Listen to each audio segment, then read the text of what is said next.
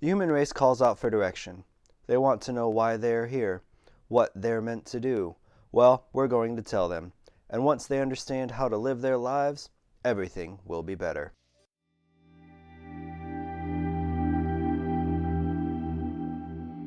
Hello, and welcome to Visions of the Past. This is an Assassin's Creed lore podcast.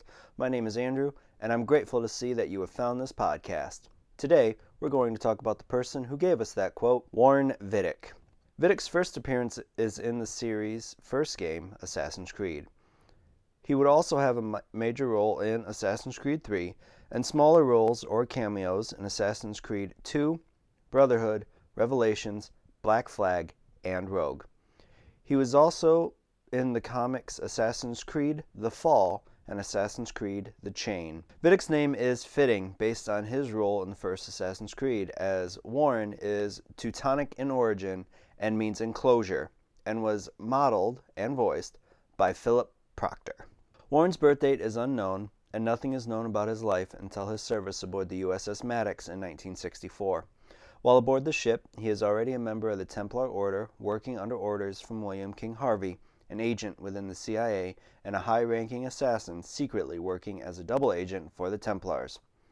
Vidic would take charge of the seriously injured assassin Xenia, who he was unable to save, but Vidic was able to save Xenia's unborn child. After the birth, the child's father, the assassin Boris Pass, would name her Natalia. Harvey would then inform Pash that she would be raised by Vidic to ensure that Pash would serve the Templars and that all of his research on Project Bluebird would be given to Vidic to study the concept of genetic memory. In the years that followed, Vidic would raise Natalie and expand his knowledge on genetic memories to the point that he would be able to create the prototypes that would one day become the Animus. Around 1977, Vidic decided to use Natalie as a test subject in his prototypes.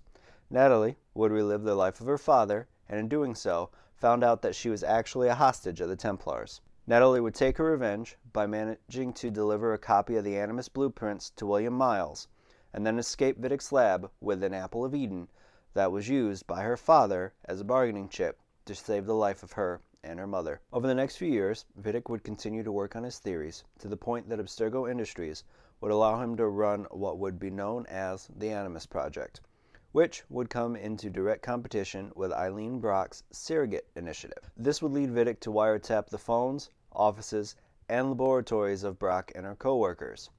The countless hours of surveillance would later be kept in his home on 160 reel-to-reel tapes, and after the death of the Animus Project's Subject 1 in January 1981, Vidic would take a 4-hour session within the machine himself, reliving the lives of his ancestor from Hungary in the 18th century and a different ancestor who was an executioner of Joan of Arc in 1431. In 1983, Vidic would start to experiment with the Animus Project's Subject 4. Not only would Subject 4 relive the life of his great-grandfather, Vidic would experiment on him with a replicated piece of Eden that would hide an impulse to join the assassins and kill their mentor. Details are sparse on Vidic's life up to his next meeting with Subject 4, who is now known as Daniel Cross, in October of 2002.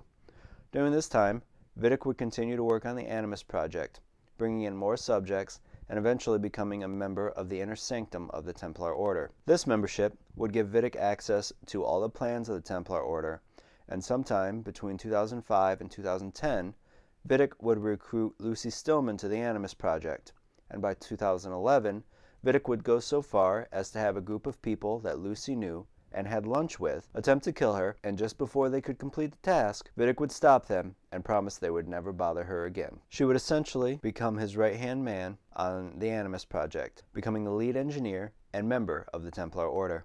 In 2010, Vidic would start laying the groundwork for what would be known as the Animi Training Program, going so far as to go to Johanni Otzoberg's home to recruit him by giving his daughter an experimental medication to treat her cystic fibrosis. On February 1st, 2011, Abstergo's Lineage Discovery and Acquisition Department would bring Vidic Clay Kazmarek for the Animus program.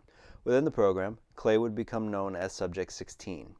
Vidic would start to get pressure from Alan Rickin, the CEO of Abstergo Industries, after the Denver International Airport incident, to find a piece of Eden to launch within the iAbstergo satellite.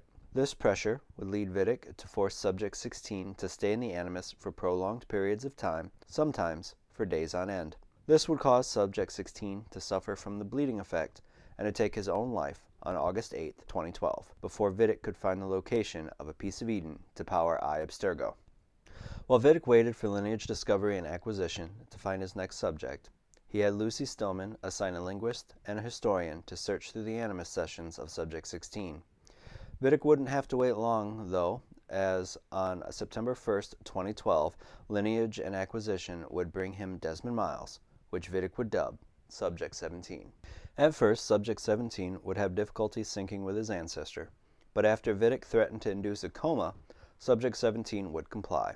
And while Subject 17 would be helpful, Lucy would refuse to allow him to be overexposed to the Animus after what happened with Subject 16. Over the course of the week, Vidic would start to get more irritable with the progress that he was making, as the deadline for finding a piece of Eden was fast approaching. On September 7th, 2012, a group of assassins would break into the facility that was holding Subject 17, though they would be suppressed. The next day, Subject 17 would find information within the memories of Altair ibn la-Ahad that Vidic was looking for, a global map of the locations of pieces of Eden.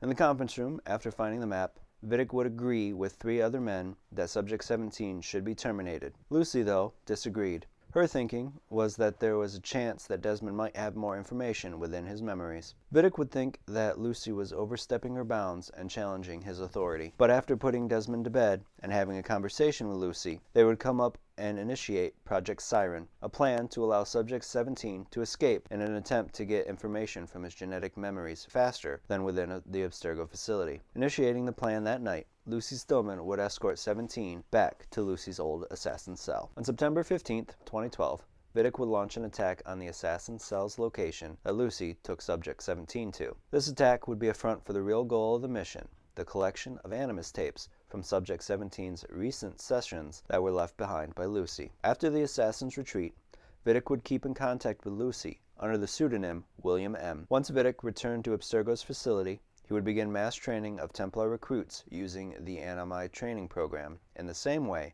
that the assassins trained Subject 17 over the week after his escape from Abstergo. Vidic would be impressed by a few recruits and would even appear to Johanni Otto Berg, whom he personally recruited into the program, to induct him into the inner sanctum of the Templar Order. In December, Berg would capture Subject 17's father, William Miles, in Egypt, and Vidic would send a message to Subject 17. "Give me the piece of Eden you've acquired, and you can have back your father." Instead, Subject 17 would decide to rescue his father. Arriving on December 14th, Desmond would use the Apple of Eden in his possession to infiltrate Abstergo's facility in Rome, eventually rescuing his father and killing both Daniel Cross and Warren Vidic in the process. There's absolutely no denying Warren Vidic's place within Assassin's Creed. Within the lore, without him, we would not have the Animus, and when you look at him outside the lore, without him, we would not have a foil for Desmond. He was prickly and short-tempered, but fully dedicated to the Templars' goal of a new order.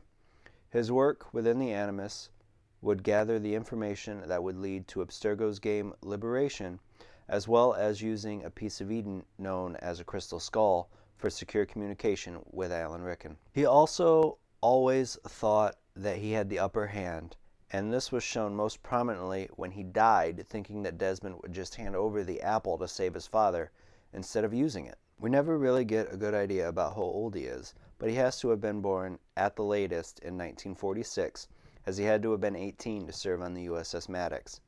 Though I would not be surprised if he was born at least a few years prior to this, as his voice actor, Philip Proctor, was born in 1940, and Vidic was already a Templar at the time of his posting on the Maddox. When we look back at Desmond's story, Vidic will always be there, not only as a captor, but as a catalyst for the change that Desmond goes through.